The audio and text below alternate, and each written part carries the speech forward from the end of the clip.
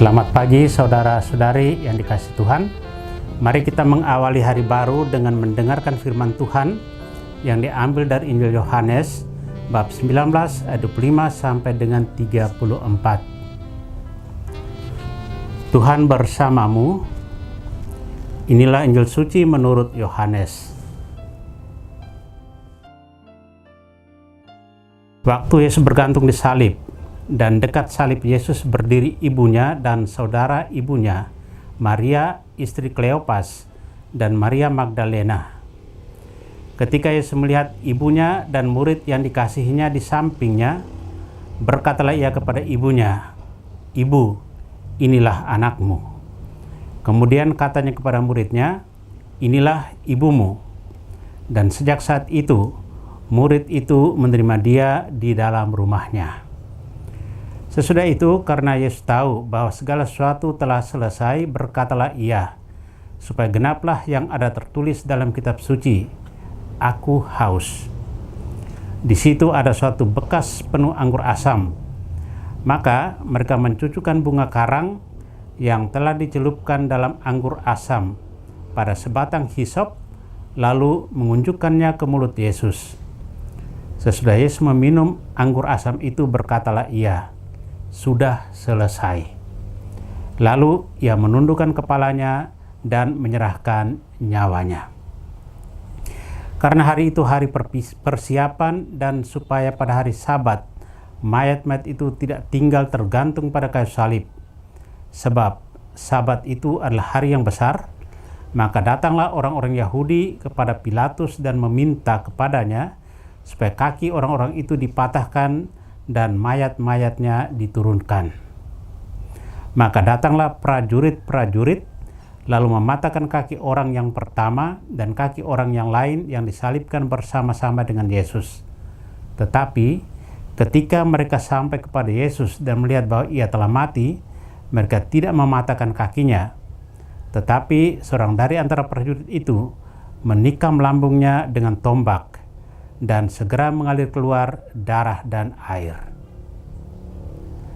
Demikianlah sabda Tuhan. Saudara-saudari yang dikasihi Kristus, tema yang akan kita renungkan hari ini, Maria di kaki salib. Hari ini gereja memperingati Santa Peran Maria, Bunda Gereja. Ada banyak hal yang dapat kita teladani dari pribadi Maria. Maria adalah seorang ibu yang kuat dan mempunyai daya tahan yang luar biasa di tengah-tengah kesulitan dan cobaan. Maria adalah pribadi yang sungguh-sungguh sabar dan tabah menghadapi dan menerima sengsara dan kematian putranya di salib. Puncak kesabaran, ketabahan, dan keibuan Maria nampak ketika di puncak Gunung Kalvari, di bawah salib, menyaksikan putranya dengan tatapan diam penuh haru.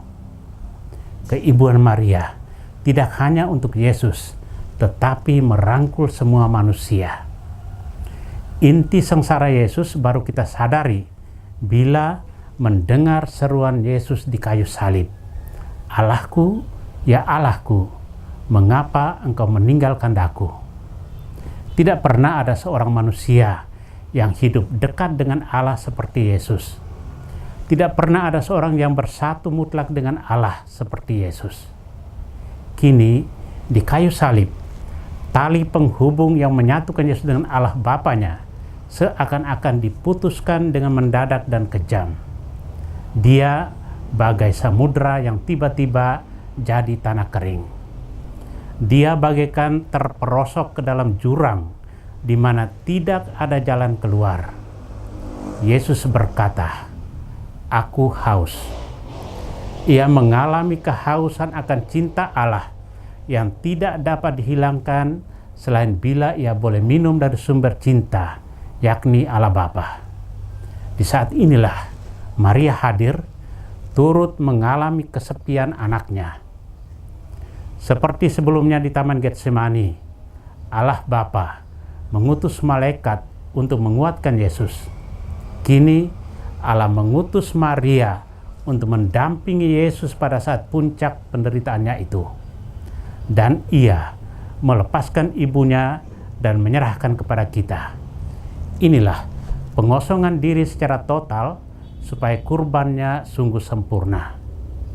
Saudara terkasih, kita diajak menjadi pribadi seperti Yohanes yang berani menyerahkan dirinya kepada Allah, memandang Yesus yang tersalib, mewartakan Yesus yang telah bangkit, dan menampakkan Yesus lewat kesaksian hidup kita yang baik dan benar. Amin. Marilah kita berdoa. Tuhan, pagi ini kembali kami naikkan syukur dalam doa dan permohonan. Terima kasih sudah menjaga kami saat tidur maupun bangun. Terima kasih untuk udara sejuk dan segar pagi ini. Tuhan, kami hendak beraktivitas. Kami mohon tuntunan dan pemeliharaan-Mu. Jauhkanlah kami dari yang jahat dan berilah kami kekuatan dan kesehatan. Ajarlah kami untuk saling mengasihi dan mengampuni. Kami serahkan hari ini ke dalam tangan-Mu.